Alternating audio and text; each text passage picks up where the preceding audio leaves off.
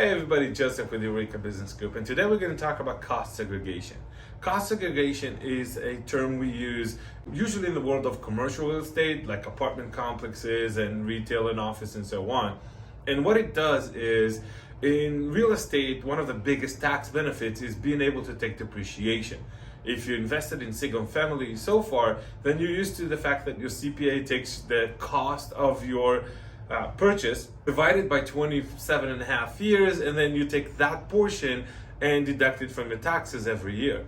Well, cost segregation is a concept that takes the depreciation, and instead of having a linear 27 and a half years every year the same amount, it accelerates it to the beginning first few years, and so you take a lot of the tax benefits up front.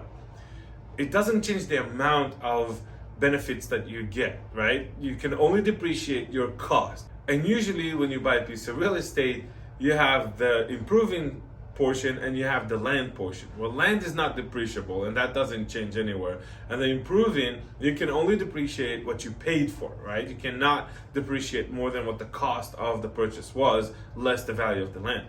So cost segregation doesn't generate more depreciation, it just accelerates the depreciation. And what's the concept behind cost segregation? Well, cost segregation is basically, think about it this way.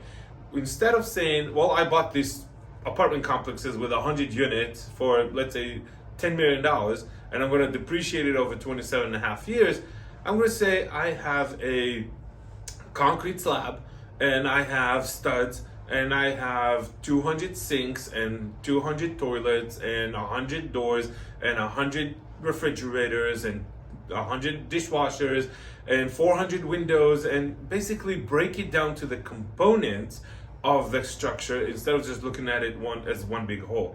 And the reason we do that is because in the IRS tax code, there are different lifespan or life period for each and every one of those things. So a light fixture has a much shorter lifespan than a building or a stud or electric wiring and so on. So you'll be able to accelerate the depreciation on that. So I'm not a tax expert, of course. You're gonna have to consult your CPA, but I'm just gonna use random numbers as an example. So let's say a light fixture or a ceiling fan or a refrigerator has a lifespan of 3 to 5 years, then I can take the cost of that component and depreciate it over 3 to 5 years versus over 27 and a half years in the grand scheme of things.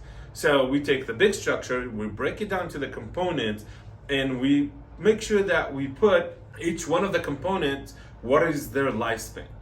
So that's why we are able to accelerate the depreciation and take a lot more in the first 3 to 5 years than we could if we just took linear depreciation over 27 and a half years. With that said, another really big component that we use cost segregation for is the bonus depreciation. I'm pretty sure most of you real estate investors out there know about the bonus depreciation that allowed us to take 100% depreciation year one of multiple things inside the buildings that were new to us or new to the building and so on. This is set to phase out in the next 5 years. So definitely, if you are buying anything in the next few years, get cost segregation, get the bonus depreciation. You'll have a lot more tax benefits in the first few years than you would otherwise. One more question you want to ask yourself is, when should I do cost segregation versus when should I choose the linear? Two really main factors come into play. One is the value of the real estate that you bought. Rule of thumb kind of says about $500,000. If it's over $500,000, it's worth looking into the cost segregation survey. If it's less than $500,000, more times than not, it's not worth to do the cost segregation. That's one factor.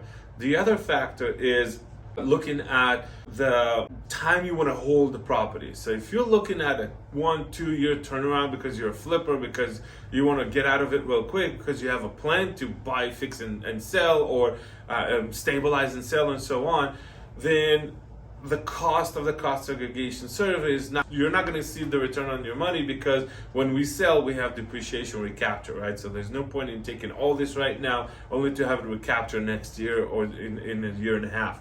So that's kind of like two rules of thumbs. Usually you want to hold more than 3 years, and it's got to be over $500,000 in order to be worth it. That's it. I know cost segregation is usually something a lot of people are wondering about. I hope this video helped you realize what it means, when to use it, what it's worth.